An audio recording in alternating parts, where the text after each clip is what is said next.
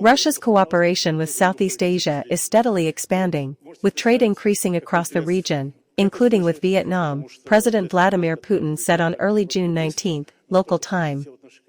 Speaking at a late-night, early morning meeting with heads of news agencies from the Organization of Asia-Pacific News Agencies, OANA, President Putin emphasized Southeast Asia's strategic importance. Russia views Southeast Asia as a very promising region, he said, adding that the region's share in the global economy and its growth rate are both above the world average. The meeting took place in St. Petersburg, where delegates had gathered for the 19th General Assembly of OANA, the largest regional press forum covering two-thirds of global news flow.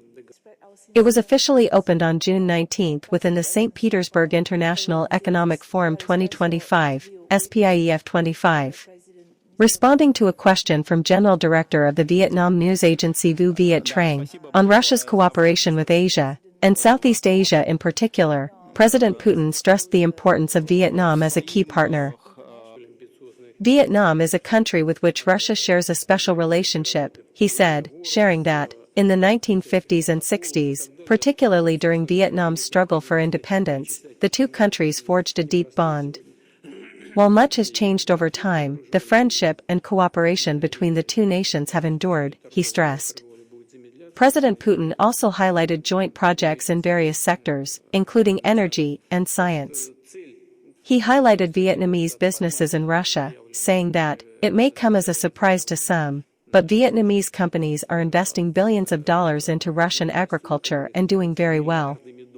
The Russian president also pointed to human resource training and cultural exchange as pillars of the bilateral relationship. The Russian leader said, the recent visit to Russia by Vietnam's Party General Secretary to Lam reaffirmed the viability of joint plans between the two nations.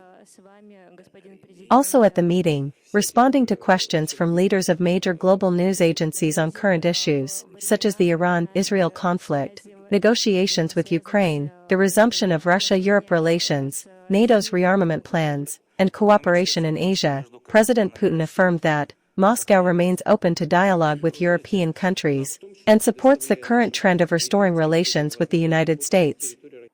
DNA General Director Vu Viet Trang expressed sincere thanks to the Russian president for his special attention to the press, creating favorable conditions for news agencies and media outlets to access timely and official information.